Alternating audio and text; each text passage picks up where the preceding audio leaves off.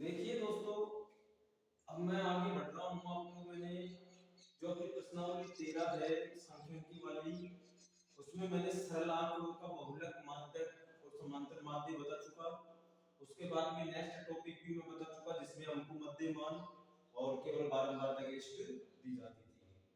अब देखिए, अब हमारा ये अंतिम का लास्ट का विकल्प है जो वर्ग अंतराल में दिया जाता है। वर्ग अंतराल और बारंबारता की लिस्ट के लिए वर्गीकृत आंकड़ों का है। तो ये हमारा लास्ट टॉपिक है, मतलब इसके अलावा और कोई टॉपिक नहीं बनता है। इनको ध्यान से समझ लेना तीनों को, क्योंकि बोर्ड के अंदर कक्षा 10 में या तो बहुलक या माध्यक या समांतर माध्य, जरूर इनमें से कोई भी एक आ सकता है, दो भी आ सकता है, या इन तीनों में से कोई भी आ सकता है। तो बहुलक सबसे पहले मैंने यहाँ लिख रखा है, निम्न का बहुलक ज्ञात कीजिए। बहुलक का नाम आते ही देखिए छात्रों के मन में एक बात होनी चाहिए कि बहुलक एक ऐसी चीज होती है वर्गीकृत आंकड़ों में भी कि इसमें हमको इसके अलावा कुछ आगे नया नहीं करना पड़ता है। कहने का मतलब जो भी करना है इसी सवाल के अंदर करना है। जैसे पेपर में हमको इस तरीके से सवाल मिला और इस तरीके से ही मिलेगा, मतलब एक तो बारंबार वाली लिस्ट होगी और एक बारंबारता वाली लिस्ट होगी, फ्रीक्वेंसी मतलब एफ वाली। ठीक है, देखिए अब बात करते हैं बहुलक की। तो बहुलक के लिए क्या होता है कि हमारा एक सूत्र होता है, बहुलक का एक सूत्र होता है, उसको याद रखना जरूरी होता है। देखिए सबसे पहले मैं बोलता हूं आपको बहुलक के सूत्र के लिए n प्लस ब्रैकेट लगा दो, यहां होता है f1, यहां होता है f0, नीचे 2f1 minus f0 minus f2 और into h। ये बहुलक का एक सूत्र होता है।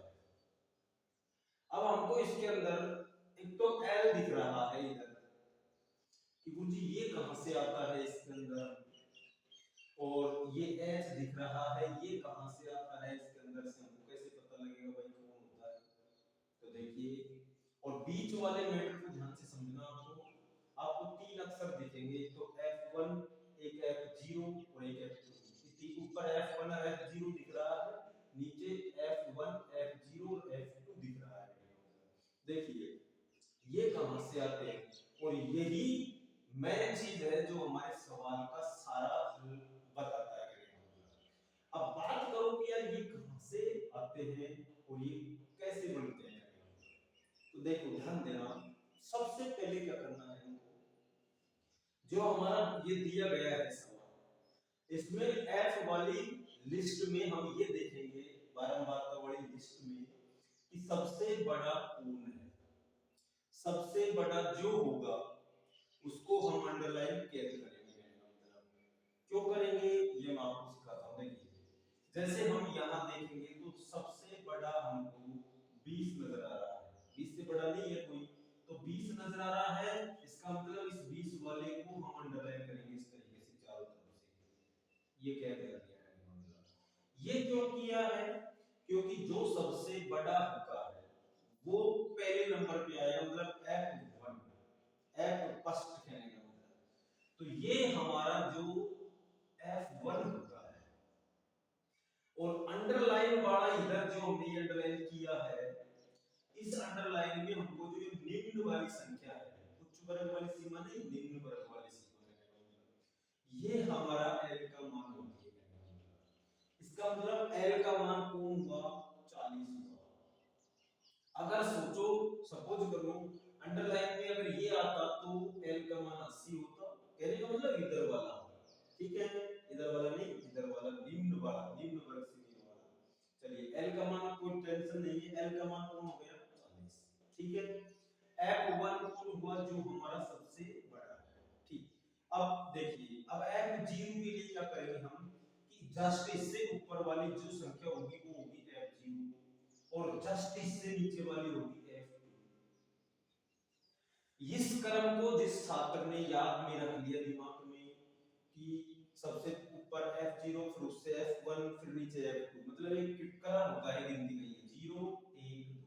आप हमेशा कभी भी गिनती लिखेंगे ना, पूर्ण संख्या से मैं कहता हूँ कि आप पूर्ण संख्या से शुरुआत करो लिखने की। तो आप सबसे पहले 0 लिखेंगे, फिर 1 लिखेंगे, फिर 2 लिखेंगे। ये क्या सीखे हम कि हमेशा जब भी हम यहाँ सबसे बड़ा देखें वो तो पहले नंबर पे रहेगा हमेशा।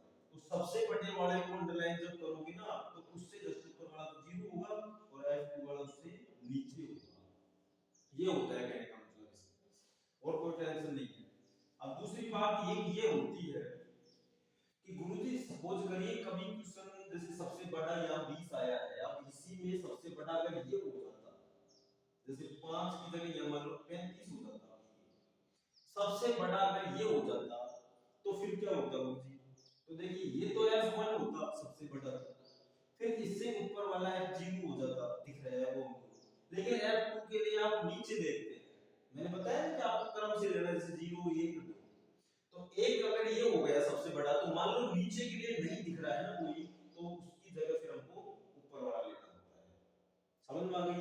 आगे दूसरी बात और सोचो, अगर ऊपर वाला सबसे बड़ा है तो वो F1 हो जाता है, तो F2 नीचे वाला तो होगा, लेकिन F0 के लिए हम ऊपर देखेंगे, तो ऊपर जब नहीं है तो इसका मतलब वो नीचे वाली संख्या ली जाती है। बस ये ध्यान रखना होता है, बाकी और कोई टेंशन नहीं है। लेकिन इस क्रम को याद रखेंगे, 0 1 एक सबसे बड़ा, मतलब सबसे जो बड़ा है वो पहले नंबर पे आता है फर्स्ट, तो F1 होता है वो सबसे बड़ा, फिर उसके ऊपर वाला F0, नीचे वाला F2। चलिए अब सब बातें क्लियर हो चुकी है। H कौन है? देखिए H का मतलब होता है कि हमारा जो सवाल हमको दिया गया है, ये जो वर्ग अंतराल दिया गया है, इसमें हमको अंतर कितने का दिख रहा है, मतलब इसमें कितने का गैप चलाया है उसने हमको। तो देखिए यहाँ 0 20 40 60 80 100, मतलब 20 20 का गैप नजर आ रहा है आपको, तो 20 20 का गैप नजर आ रहा है तो H का मान 20, 10 10 का गैप नजर आता, 10 5 5 का आता तो 5 कहने का मतलब, तो H बराबर 20 है, इसमें कोई टेंशन नहीं है।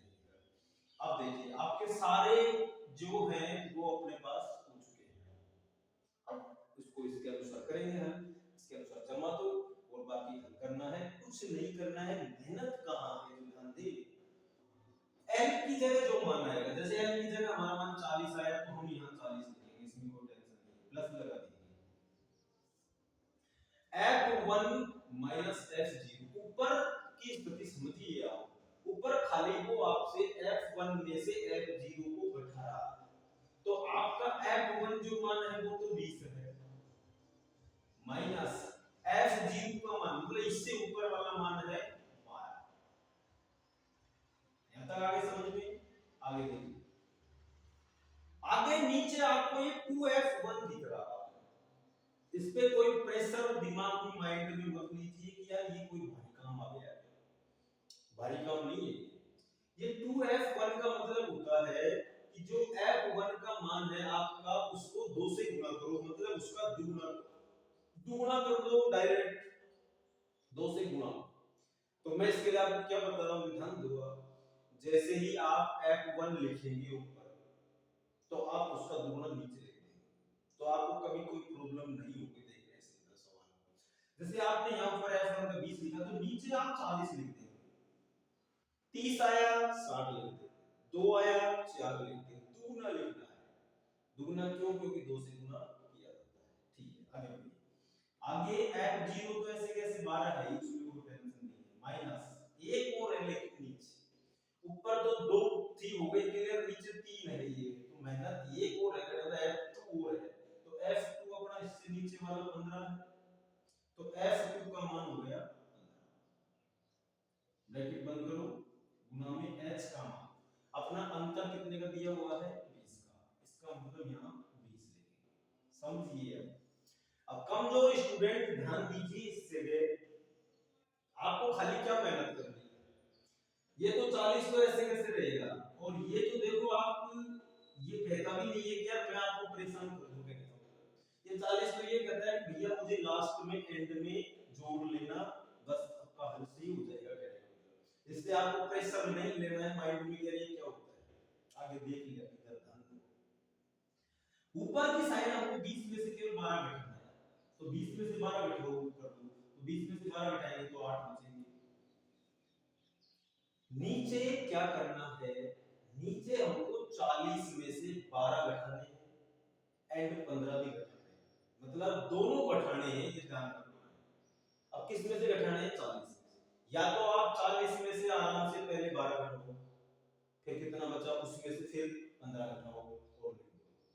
या फिर दिमाग लगाइए कि 40 में से यार हमको ये दोनों घटाने हैं, तो इन दोनों को एक जगह जोड़ लो फिर घटा दो। जैसे 15 और 12 एक जगह जोड़ लो, ऐड कर लो, यार 27 हो गई। क्या 40 में से 27 घटा दो, तो कैसे भी कर सकते हैं जिसकी मर्जी हो। या फिर आप ऐसा करोगे यार 40 में से पहले 12 घटाओ, देखो 15 आप 40 में से 12 घटाएंगे तो 40 में से 12 घटाए तो 28 बच गए। 28 में से फिर 15 घटाएंगे, अब 28 में से 15 घटाएंगे तो 13 बच गए। तो इसका मतलब नीचे 13 बच गए, गुना में लगा दीजिए। अब गुना में कौन है अपना 20। अब यहां से समझिए, क्या ये बात समझ में आ गई, ध्यान दो एक बार, इसमें से दोनों को घटा दो, कुछ भी होगा यहाँ समझ में आ गई, दोनों को आपको इसमें से घटाना है, नीचे घटाना है, ठीक है। अब देखिए क्या होता है, अब जो ये गुणे में 20 है, ये गुणे में, इसका मतलब गुणे का मतलब ये हो रहा है कि 20 को 8 से गुणा करा दो आप, और नीचे 13 है से। अगर 13 से 20 गुणा करा दोगे तो गलत हो जाएगा, नहीं होगा। और यहाँ पे कई बार क्या होता है कि ऐसी स्थिति आ जाती है कि हम इनको काटा पीटी भी कर सकते हैं। जैसे अगर मान लो यहाँ 13 नहीं होता, ये 10 हो जाता, तो हम 10 को 10 दूनी 20 काट सकते थे आराम से। इंटेलिजेंट छात्र कर सकता है ये काम, कि लोग जब सरल करते हैं, सवाल को जल्दी करते हैं, तो काटा पीटी का काम भी कर सकता है। लेकिन अगर कमजोर स्टूडेंट है, ज्यादा नहीं समझता है, दिमाग नहीं लगा पाता कि यार कैसे करें जी, तो फिर उसको क्या ध्यान रखना है, उसको क्यों इसको इससे गुणा करना है। 20 को वो आराम से 8 से गुणा करेगा। 40 ऐसे कैसे चल रहा है, 40 का कोई दोष नहीं है, वो तो आपसे कहेगा भी नहीं। अब मैं बता रहा हूँ, आप प्रेशर मत लो, लो ध्यान दो केवल सीखने का। चलिए 20 को 8 से गुणा कराएंगे तो 8 दूनी 16, इस मतलब 160 हो जाएंगे, और बटे में 13 ऐसे। ये यहाँ तक की प्रोसेसिंग आप कर लीजिए, ठीक है। आगे देखिए 40 प्लस, अब आप 40 में क्या जोड़ेंगे, मतलब आपको जोड़ना है 160 बटा 13 जो आया है। या तो आप इसके नीचे एक लगाकर लघुत्तम लेके कर सकते हैं, या फिर आप ऐसा करिए कि आप मुझे नहीं बताया हमको कि 40 को कैसे कैसे घटाएंगे, इससे कोई प्रॉब्लम नहीं है, आप इसको कंप्लीट कर दीजिए।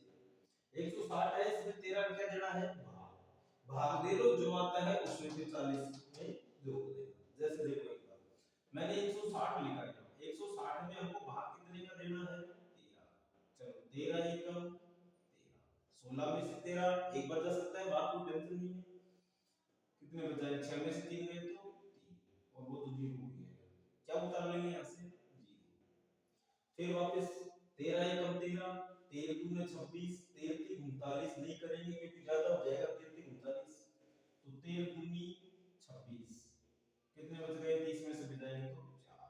अब देखिए, अब हमारा मेन दायित्व आ गया कि जी अब भाग नहीं जा रहा है, उतारने के लिए कुछ नहीं है, तो हमारा उपाय धारण करेंगे, हम दशमलव लगाएंगे, मतलब पॉइंट लगाएंगे। पॉइंट लगाने का मतलब यहाँ 0 हो जाएगा, सही है। अब 40 की 13 का फायदा बोलेगा, 13 39, 13 जो कौन से तो जाएंगे, 13 39 मतलब 3 पर देंगे, ठीक है। इतना हो जाएगा, 40 निकल गया तो 1। अब भाग नहीं जा रहा है, पॉइंट लग रहा है, हम 0 लेंगे, ठीक है। क्या आप ये बता सकते हैं कि अब भाग जा सकता है 10 में, सर नहीं जाएगा, क्योंकि यह बचा था हमारा 1 पॉइंट लग रहा था, हमने 0 ले लिया, तो 10 तो चलो हो गए, लेकिन अब 10 0 लेने से भी फायदा नहीं है क्योंकि भाग नहीं जा रहा है। तब ऐसी स्थिति हो जाए तो अब 1 0 और लेने से मतलब यहाँ 1 0 आएगी, फिर यहाँ 100 हो गए। अब आपको मैंने ये सिखाया था कि आप दशमलव के बाद में मिनिमम 2 संख्या तो जरूर लेना है, तो आप यहाँ तक ले लेंगे तो भी आपका सवाल सही है, टेंशन नहीं है मेरा। और अब एक बार और अगर भाग देना चाहो तो आप दे सकते हो, जैसे 100 हो गए, तेरा फायदा बोलते 13 जो 73 तेरे 7 91, तेरे 8 104 ज्यादा हो जाएंगे, तो तेरे 7 91 तो ये 3 अंकों में पहुंच गया, तो ये हद हो गई, मतलब अब हमको ज्यादा तुम कहो कि गुरुजी वापस 100 में से 91 नो बच गए, तो यार चलते नहीं चलना है, हमको इतना टाइम नहीं है ना अपने पास। तो वो मिनिमम आपका आंसर यहाँ दशमलव के बाद में मिनिमम एक संख्या, दो संख्या और लास्ट आता है वैसे तो आप यहाँ तक भी रख सकते थे इसको। अब ये जो आया है इसको आप यहाँ लिखेंगे 12.30 और 7 और लिखना चाहो तो लिख लो, नहीं तो देखो मैंने कहा था दशमलव के बाद में मिनिमम 2 तो जरूरी होना है, तो आपने नहीं लिखा। अब जोड़ना है। अब बच्चा यहाँ देखो गलती नहीं करे, मैं सिखा देता हूँ आपको। वो 40 में कितना जोड़ रहा है, वो जोड़ रहा है 12.307। तो 307 जो लास्ट में ये 307 307 नहीं है, ये 0.307 है। 40 किसमें जुड़ेगा, ओनली 12 में, जो पहले संख्या होती है। जैसे 40 में आपको ये जोड़ना है तो 40 लिख लिया, 12 इसके नीचे लिखो, दशमलव आगे बढ़ा दो 307, ये रहेगा जोड़ने का। क्योंकि ये क्या दशमलव में थोड़ी है, इसलिए चलो आगे लगाओ दिमाग, ये ऐसे कैसे रहेगा। अब 4 2 का 2, 4 में 2 देंगे तो मतलब 52.307, ये हमारा आंसर है। तो हमारा बहुलक होगा 52.307। बहुलक समझ में आ गया हो तो हम नेक्स्ट एक और माध्यक वाला है, इसको देखते हैं। फिर समांतर वाले को हम अलग एक साथ देखेंगे क्योंकि उसकी 3 विधियां होती है। तो फिलहाल तो ये तो बहुलक है। आपको अगर बहुलक में कोई भी समस्या है तो वो देखो, इस चीज को वापस एक बार देख ले, ढंग से कोई टेंशन नहीं है। इसके अलावा अब हम लेते हैं माध्यक। तो हम आगे बढ़ते हैं। देखो अगर हम अब इसी सवाल को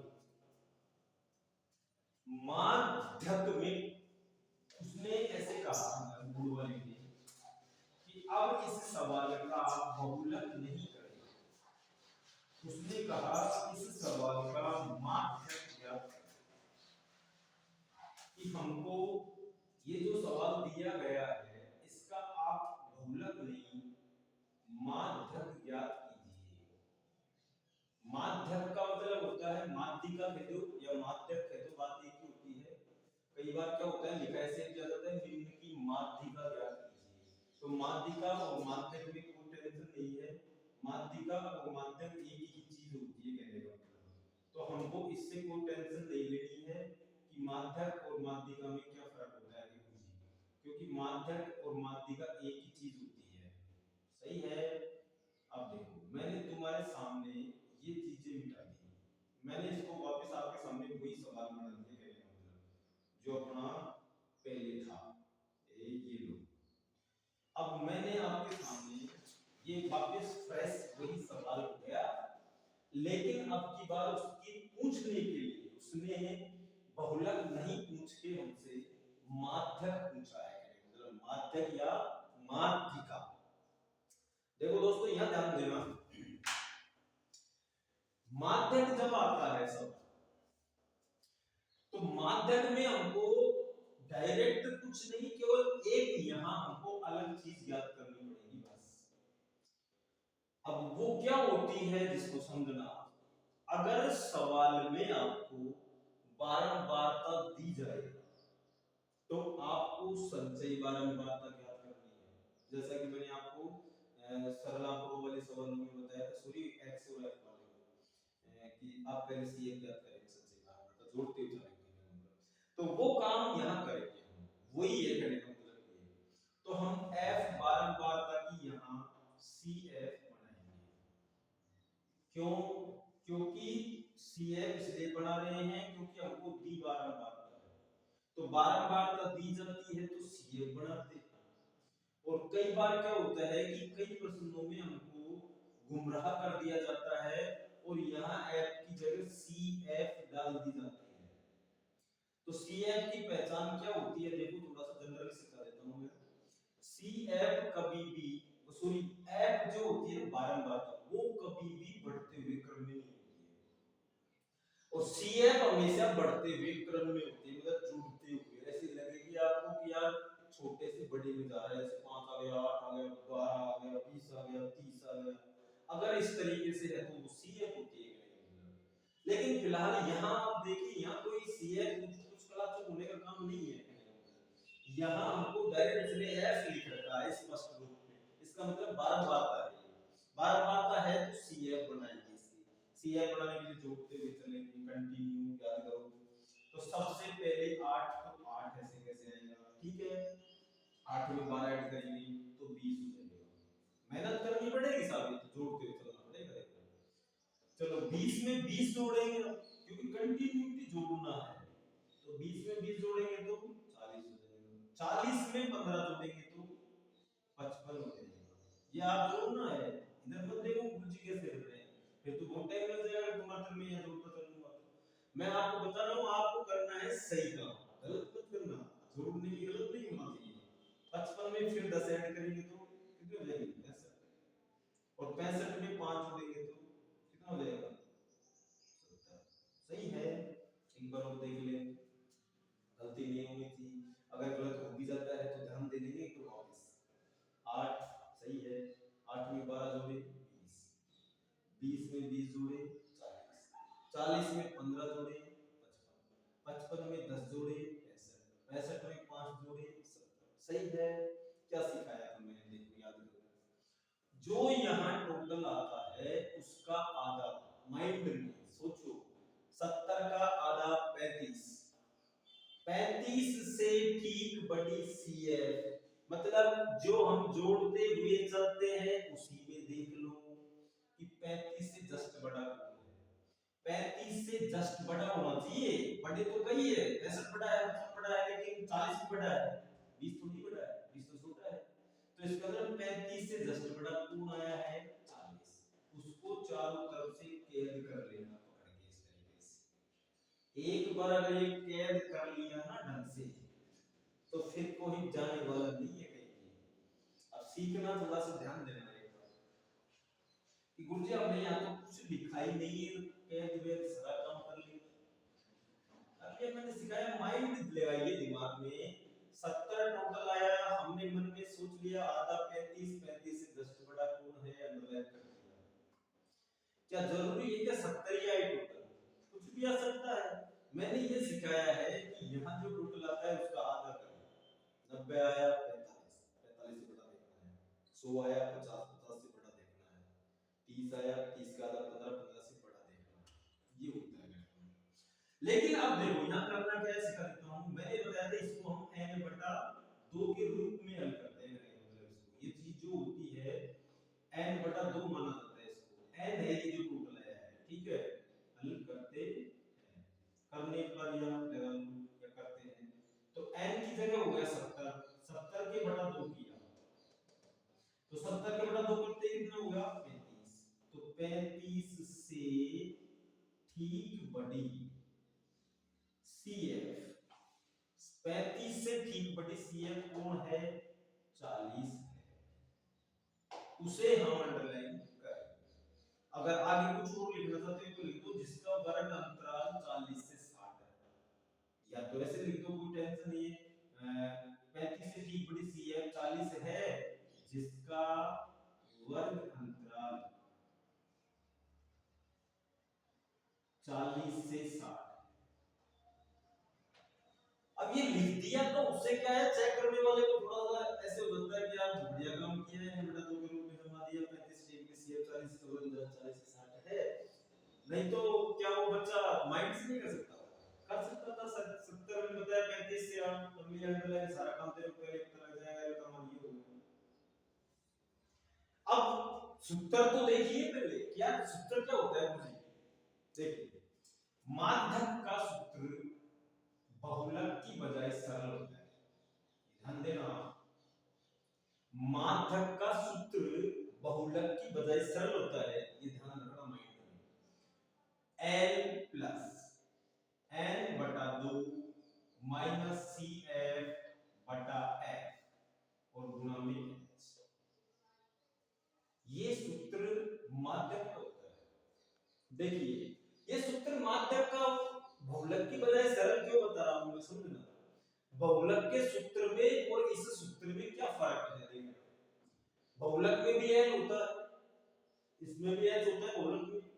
जैसे बहुलक का सूत्र अगर मैं तुम्हारे सामने ये लिख दूं, देखना एक बार, खैर समय तो लग रहा है 1-2 मिनट का, लेकिन कोई टेंशन नहीं, आपके आज तक समझ में आ जाएगा। ध्यान से देखना, आपको बहुलक वाले सूत्र में भी n दिख रहा है तो इसमें भी है, इसमें है तो इसमें भी है, इन दोनों की तो टेंशन वैसे ही खत्म, क्योंकि ये तो हमको पता है यार अंडरलाइन में ही आ गया 40 हो गया, सही है। और h का मान सबको पता है कि यार अंतर कितने का चल रहा है, तो h का हम इसमें अंतर हमने पहले देख लिया था। ये सवाल को नमस्कार करके देखेंगे, सर आपका अंतराल बताइए, तो आपको गैप नजर आ रहा है 20 का, तो इसलिए वो 20 हो जाएगा। दोनों काम क्लियर, कोई टेंशन नहीं। अब बात आती है बीच वाले, तो बीच वाले में बहुलक में तो क्या होता है कि तीन अक्षर सिखाए थे मैंने, F1 F0 F2। यहां क्या होता है कि यहां जो हमने बीच वाले मैट्रिक्स देखा वो n/2 है, तो वो n/2 यही है अपना ये, जो मैंने बताया जोड़ते जोड़ते करें उससे आधा n/2 35, तो वो 35 है, ठीक है। माइनस CF, अब CF कौन होता है, ये जो CF वाली लिस्ट होगी हमारी जो जोड़ते चलेगी इसमें होगा वो CF, कौन सा होगा वो अभी बताता हूं आपको, देखना। नीचे है F, F कहां होगा, F वाली लिस्ट में होगा जहां भी होगा, ये दो अक्षर हो गए। अब सीखना, CF 40 नहीं होता है, इससे ऊपर वाला होता है, क्यों होता है अभी पता चलेगा, देखो ये जो अंडरलाइन में आया है वही होगा। F कौन होता है, जो अंडरलाइन में ही आ गया अपने वही होता है, सही है। अब ध्यान दो CF कौन होता है, अंडरलाइन वाला नहीं होता, अंडरलाइन वाले को ले लेंगे तो हमको पता लग जाएगा हम गलत कर रहे हैं, सीखना है। पर गलती से हमने अंडरलाइन वाले को अगर ले लिया CF 40, तो आपको पकड़ में यही पकड़ा आ जाएगा।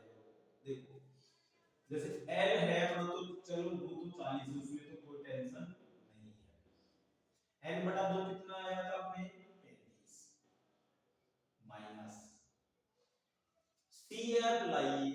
अब आप अगर 40 यहां लिख देंगे तो भाई साहब 35 में से 40 कैसे घटाएंगे, बताइए। क्या हम 35 में से 40 घटा सकते हैं, नहीं घटा सकते हैं, हमने गलत कर दिया साहब, हमने ये गलत कर दिया है, 40 नहीं आने वाला, इससे ऊपर वाला आने वाला है, इसका मतलब CF कौन आएगा 20, समझ में आ गई। आगे देखिए नीचे का हिस्सा F, F का मतलब तो अंडरलाइन में जो आया है वही होगा, अंडरलाइन में कौन आया है 20, तो 20 गुना में आ जाएगी। H की जगह अंतर कितने का है 20 का, तो वो 20 आ। ध्यान दीजिए बहुलक की बजाय क्यों सरल बताया मैंने, मेहनत क्या है इसमें, ऊपर से घटाना है इसमें, और कहानी से कुछ घटाना थोड़ी है, नीचे तो वैसे के वैसे है। 40 बेचारा कुछ कहता नहीं है आपसे कि मैं आपका कुछ बिगाड़ दूं, मेरे को तो लास्ट में जोड़ लेना। चलिए 35 में से 20 घटाएंगे, 35 में से 20 घटाना है, नीचे घटाइए, ये गलत मत करना है, तो ये 15 बच गए, ठीक है। नीचे आ जाइए 20 गुना में आ जाइए 20, मौके का फायदा उठाइए। देखिए कमजोर स्टूडेंट भी वो गलती ना करे अब इस जगह पे कि गुरुजी ने ये सिखाया है इसको इससे गुणा करो फिर इसका भाग दो, कर सकता है, मना थोड़ी है। लेकिन यहाँ अगर वो ऐसे दिमाग लगा ले कि यहाँ गुणे में है ये 20 ये 20 काट दीजिए, इधर 20 इधर भी 20, 20 का 20 से 20 कट जाएगा। हाँ मैं क्या कह रहा हूँ समझ लो, अगर यहाँ 20 नहीं होता या वहां भी 20 नहीं होता, कोई जगह भी डिफरेंट होता कुछ भी, जैसे मान लीजिए कि मैं यहाँ 20 नहीं 9 ले लूंगा, यहाँ 9 ले लिया, 11 ले लिया, चलो 9 नहीं 11, 11 20 कर सकता है क्या, नहीं कर सकता गुरुजी, तो वहां पर हम 20 को 15 से गुणा करके जो आता उसमें 11 का भाग देते, फिर जो आता उसमें 40 जोड़ते। लेकिन अब इस सवाल में तो आपके सामने बहुत बढ़िया काम हुआ है, 20 इधर है 20 इधर है, तो काट दीजिए 20 से 20 का, तो खाली क्या बचा केवल 15, तो 40 प्लस 15, अब 40 में 15 जोड़ दीजिए, तो जोड़ देंगे तो 55, इसका मतलब हमारा जो माध्यक है वो 55 होगा। आगे समझ में, देखिए इस चीज पे ध्यान देना थोड़ा सा, यही गलती करते हैं। अगर आपने अगर काटना नहीं जानते हैं तो इसको इससे ढंग से गुणा कराओ, जो आए उसमें इसका भाग दो, फिर आप आराम से 40 को उसमें जोड़ो। तो इस प्रकार से हम माध्यक करते हैं।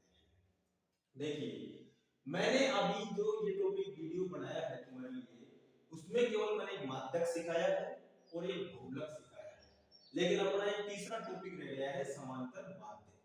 अब उस समांतर माध्य में क्या होता है कि अपनी तीन विधियां होती है, क्योंकि समांतर माध्य ज्ञात करने की विधियां होती है अपने पास तीन।